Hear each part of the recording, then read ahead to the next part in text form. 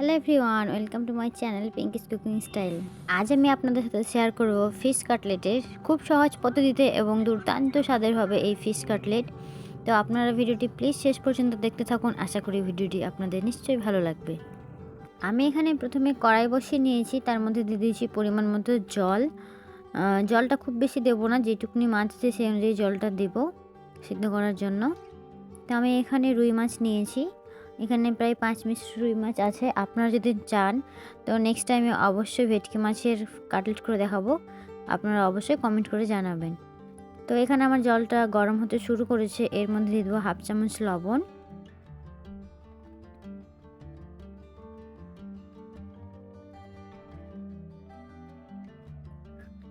লবণটা আমার দিয়ে দেওয়া হয়ে গেলে লবণটা জলের সাথে একবার খুব ভালোভাবে মিক্স করে নেব।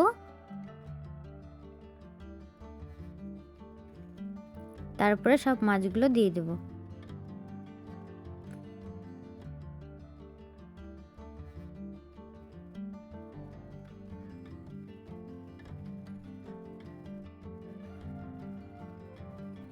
মাছগুলো দিয়ে একবার ভালোভাবে নাড়িয়ে চাড়িয়ে নেব জলের সাথে।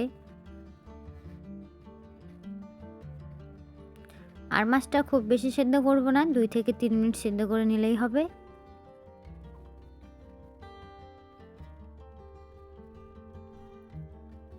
দুই থেকে 3 মিনিট হয়ে গেছে আমাদের মাছটা সেদ্ধ করা।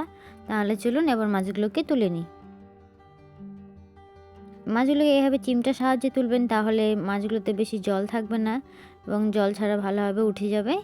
তো সব মাছগুলো তোলা হয়ে গেলে এদিকে আমি মাছের কাঁটা ছাড়াতে লেগেছি। প্রথমে এই মাছের যে স্কিনটা থাকে সেটা আমরা তুলে নেব। মাছের স্কিনটা ভালোভাবে তোলা হয়ে গেলে মাছ থেকে সম্পূর্ণ কাঁটাগুলো ভালোভাবে ছাড়িয়ে নেব, যেন একটা কাঁটা না থাকে, না হলে ফিশ কাটলেটটা খাওয়ার সময় আমাদের গলে আটকে যেতে পারে। তার জন্য অতি অবশ্যই কাঁটাটা ভালোভাবে বেছে নেবেন।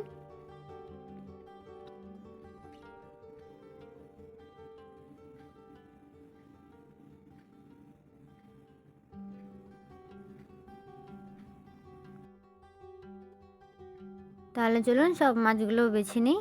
তো এই যে দেখেন আমার সব মাছগুলো বাছা হয়ে গেছে। এরপরে একে একে যে মশলাগুলো আমাদের লাগবে সেটা দিয়ে নিই। এখানে আমি একটা রসুন কোয়া ছাড়িয়ে পেস্ট করে নিয়েছি, আর তার সঙ্গে দিয়ে দিচ্ছি 5-6টা কাঁচা লঙ্কা বাটা, আর দিচ্ছি 1 চামচ আদা বাটা, আর দিচ্ছি প্রায় 1.5 চামচ পেঁয়াজ বাটা। আপনারা মাছ অনুযায়ী কম বেশি করে দেবেন। এখানে দিয়েছি 1/2 চামচ লবণ,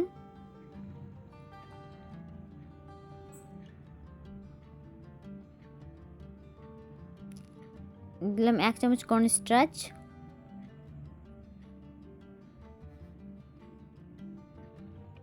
আর দিয়ে দিচ্ছি 1/2 চামচ লাল লঙ্কার গুঁড়ো জাস্ট কালারের জন্য। যেহেতু আমরা কাঁচা লঙ্কাটা বাটা দিয়েছি ঝালের জন্য, তাই জন্য গুঁড়ো লঙ্কা 1/2 চামচ দিলাম, আর দিয়ে দিলাম 1/2 চামচ জিরে গুঁড়ো, আর দিয়ে দিলাম সামান্য একটু হলুদ কালারের জন্য, আর দিলাম একটু গরম মশলা ফ্লেভারের জন্য। এই মশলাগুলো দিয়ে খুব ভালোভাবে মেখে নেব মাছের সাথে। খুব ভালোভাবে মাখা হয়ে গেলে আমি এটা প্রায় 10 থেকে 15 মিনিট রেস্টের জন্য রেখে দেব। 15 মিনিট রেস্টের পর আমি আরেকটু কর্নস্টার্চ দিলাম, কেননা মাছের মধ্যে অনেকটা জল আছে। আপনারা অবশ্যই কর্নস্টার্চ ব্যবহার করবেন, অথচ বেসন বা আটা দিলে মাছের ফ্লেভারটা খুব ভালোভাবে বেরোবে না। পর থেকে আমি আরও 1-1.5 চামচ মতো কর্নস্টার্চ দিলাম। কর্নস্টার্চ দিয়ে খুব ভালোভাবে মেখে নেবেন যতক্ষণ না দেখবেন যে জল খুব একটা নেই, জলটা প্রায় শুকিয়ে এসছে মাছটার মধ্যে। যেহেতু আমরা সব পেস্ট ব্যবহার করছি তার জন্য একটু তো জল জল থাকবেই, সেই জন্য কর্নস্টার্চটা দেওয়া। এদিকে আমি একটা ডিম আর অল্প একটু গোলমরিচ গুঁড়ো আর সামান্য একটু লবণ দিয়ে ডিমটা খুব ভালোভাবে ফেটিয়ে নেব।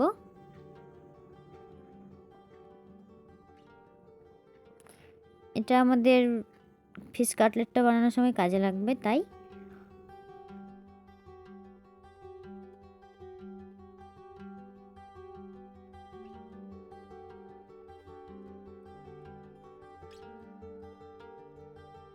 এদিকে আমাদের ফিশ কাটলেটের ম্যারিনেশনটা এইভাবে 4 ভাগে ডিভাইড করে নেবেন, তাতে প্রত্যেকটা ফিশ কাটলেট কিন্তু একই মাপের হবে। আমি যেরকম ছোট্ট ছোট্ট গোল গোল করে রেখেছিলাম সেটা এখানে প্রথমে ডিমের গোলাটায় চুবিয়ে দিলাম।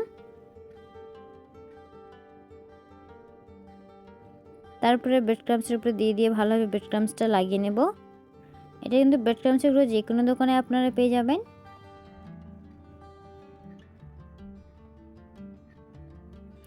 ফিশটা খুবই সফট থাকবে, তাই জন্য খুব সাবধানে আমাদের কাটলেটে ব্রেড ক্রাম্বসটা মাখিয়ে নিতে হবে গায়ে। এরপরে চাকুর সাহায্যে আমরা শেপটা দিয়ে দেবো কাটলেটের, ঠিক এভাবে। আশা করি আপনারা নিশ্চয়ই বুঝতে পারছেন। তাহলে চলুন নেক্সটও সেমভাবে করে নিই।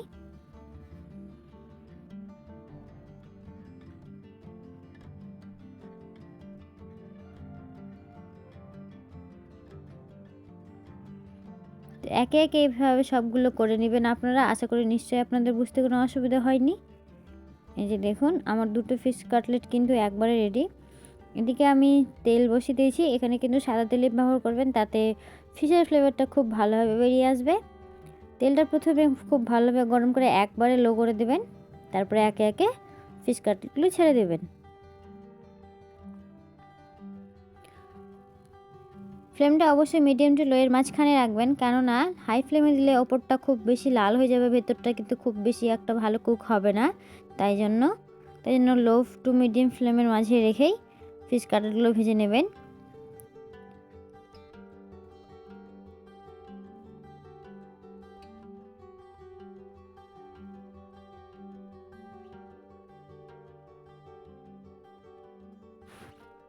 এক একটা ব্যাচ ভাজতে আমার প্রায় 6 মিনিট থেকে 7 মিনিট লেগেছিল। আমার এক পিঠ 3 মিনিট ভাজা হয়ে গেলে আমি আরেক পিঠের লাল হওয়ার জন্য উল্টে দেব, আর ওই পিঠেও 3 মিনিট রেখে নেব লাল হওয়ার জন্য।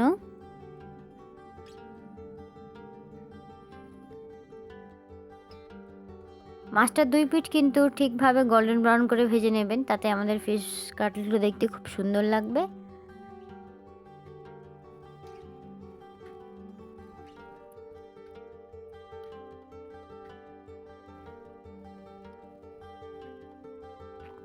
এদিকে ভাজা হতে হতে চলুন বাকি যে দুটো ফিশ কাটলেটগুলো আছে সেগুলো সেভাবে করে নিই। আর এদিকে আমার কাটলেটগুলো ভাজা হয়ে গেছে, তাহলে এবার আমি তুলে নিচ্ছি।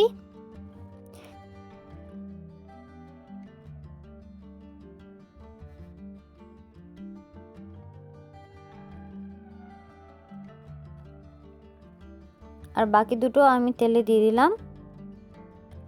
এই দুটো আমি সেম পদ্ধতিতে ভেজে নেব।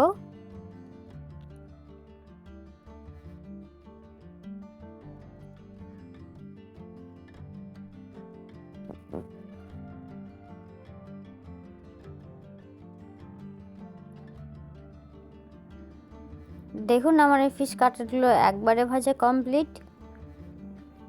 তাহলে আর দেরি না করে চলুন গরম গরম পরিবেশন করে নেওয়া যাক। তাহলে আপনারা অবশ্যই বুঝতে পারলেন কত সহজ পদ্ধতিতে আমাদের আজ ফিশ কাটলেটগুলো তৈরি হয়ে গেল। এত সুস্বাদু ফিশ কাটলেটগুলো শীতের সন্ধ্যায় পেলে আর কি চাই।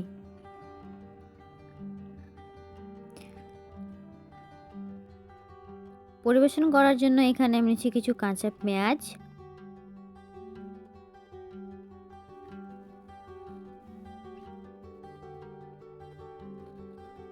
আর নিচ্ছি কিছু কেচাপ। এখানে আমি টমেটো কেচাপ ইউজ করেছি। আশা করি রেসিপিটি আপনাদের সবারই খুব ভালো লেগেছে। ভালো লাগলে please like, comment, share and subscribe my channel. পাশের বেল আইকনটি অবশ্যই প্রেস করবেন, এতে পরের ভিডিও নোটিফিকেশন সর্বপ্রথমে আপনারা পেয়ে যাবেন।